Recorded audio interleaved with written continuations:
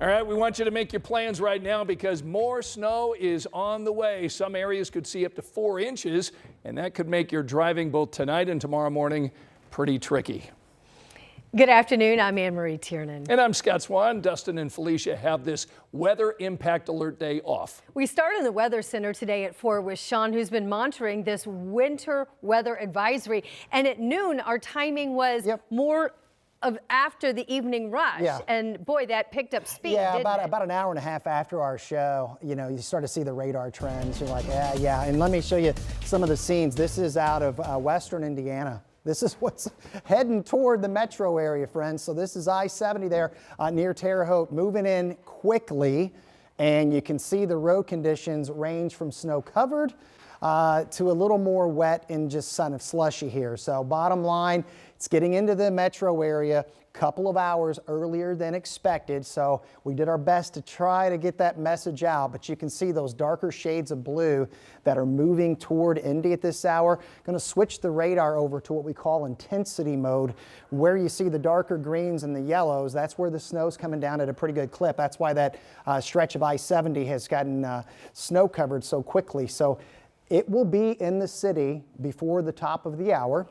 Temperatures ranging from the 20s to lower 30s. So it is going to stick, and we are going to be in the snowfall between now and tomorrow morning. Okay, so here you go. It's going to range at times from light to at times it's going to be heavy. We expect a broad area of 2 to 4 inches of snowfall between now and early tomorrow morning. We want you to be aware of the fact that we believe there's going to be numerous school delays tomorrow and or cancellations. So hopefully you can get those child care options in place if your district is impacted. We'll have the rest of the forecast ahead. All right, thanks, Sean. The other big story we're following today at the Indiana State House. That's where House GOP leaders released a proposed drawing of the state's congressional maps. Yeah, their goal here is to give the GOP an edge in all of the congressional districts across our state. However, the map's passage is not a done deal yet. Lots of debate, and we have live team coverage of it for you today on the move by House Republicans and also the pushback from hundreds of voters. So let's start with our Emily Longnecker, who joins us live from the Indiana State House tonight. Emily.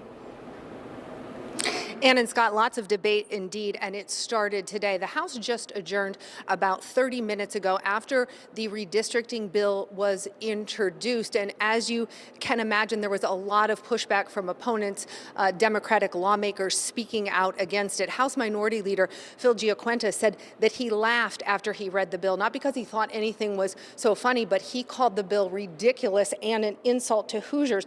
We got our first look today at the proposed map and also learned who authored the redistricting bill, what's in it, and what committee it's been assigned to. Here's the proposed map that dropped this morning. It redraws every one of Indiana's 9 congressional districts with the goal that all 9 congressional seats would be held by Republicans after the 2026 midterm elections. Right now, Republicans hold 7 districts, Democrats hold 2. This new map seeks to unseat Democratic Congressman Andre Carson in the 7th district and Democratic Congressman Frank Mervan in the 1st district. Right now, under the current map, most of Marion County is in District 7, including all of Indianapolis. But if the new map passes, Marion County would be divided up into 4 different congressional districts, with the new proposed 7th district only having the northeastern part of Marion County in it. We also learned today that the author of the redistricting bill is Republican State Representative Ben Smaltz. The proposed bill also includes language that would block any legal challenges to these maps before the 2026 midterm elections, meaning if lawsuits are filed against these maps, no lower courts could grant an injunction to them being used. Only the Indiana State Supreme Court would be able to rule on any legal challenges. Now, coming up tonight at 5 o'clock, we'll take a look at the proposed map's impact on Indianapolis, which is in the 7th district, and also hear from lawmakers on both sides of the debate, including members of the Indiana Black Legislative Caucus, and why IBLC Chairman Earl Harris called the proposed districts, the proposed new districts, he called them crazy today. Several IBLC members,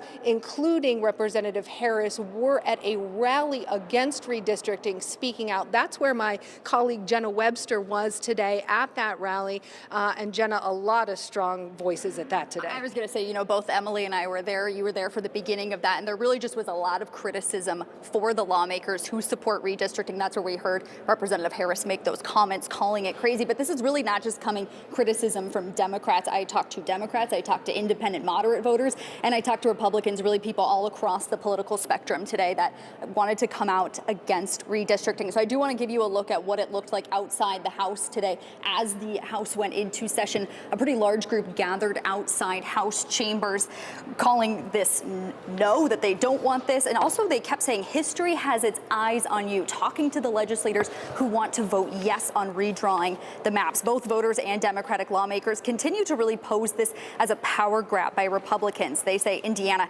is not an all-red state. Their maps should not be a 9-0 in favor of Republicans, pointing to the 2024 election where President Trump won by 58% and 57% back in 2020. I talked to one Republican voter who says he came to the protest to, as he put it, quote, stand for the truth. He worries this new map really just opens the door for more extreme politics. 7-2 should be enough. 9-0, no, that's eliminating a two-party system. And I'm a Republican. I don't support that.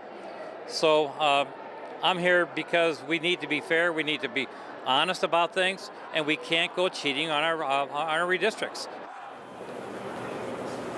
Now at this protest, Mad Voters was also collecting testimony from people. They're also collecting it online, and they were having people write letters at this protest today. They want to present those to lawmakers later this week during these redistricting hearings. And coming up tonight at 5, we're going to talk a little bit more about why lawmakers feel like these new maps will really disenfranchise voters. Guys. All right, Jenna Webster and Emily Longnecker at the State House. Thanks so much. We'll see you tonight at 5. Now to Hamilton County, where Fishers police are investigating a deadly shooting inside a popular bar. 30-year-old Justin Burton of Noblesville was killed inside Britain Tavern around 2:45 this morning. That bar is located on Mundy Drive near State Road 37. Police are telling us that medics tried to save Burton, but their attempts were unsuccessful. He was pronounced dead at the scene. Tonight, we know that police have arrested a 31-year-old man in connection with that shooting. That man is now facing a preliminary charge of murder. A former Ben Davis High School coach is now facing additional charges of having sex with student athletes. Rich Nye has the allegations from a second woman who now says she was the first victim. 27-year-old Harrison Goss now faces 8 counts of child seduction by a child care worker. This is Goss back in June at his initial hearing on the first 5 charges. Goss was an assistant track coach at Ben Davis High School and worked in special education at another Wayne Township school. In court records, a 16-year-old girl says that Goss gave her rides home after practice. She told police that Goss drove her to a Wayne Township elementary school parking lot in March and pressured her into having sex with him in the back seat of his car. In July, a Ben Davis High School graduate who heard about the case came forward saying she had a consensual sexual relationship with Goss during her senior year in 2022. She was 17 years old at that time. That woman told police that she spent 2 nights with Goss at this hotel on Rockville Road having sex during Thanksgiving weekend in 2022. Court records say that Goss tried to get the other victim to go to a hotel with him during spring break this year. Court records say the second woman to come forward now perceives a recurring pattern of manipulation. Goss is scheduled to go on trial this month, but that will almost certainly be delayed. In Indianapolis, Rich Knight, 13 News.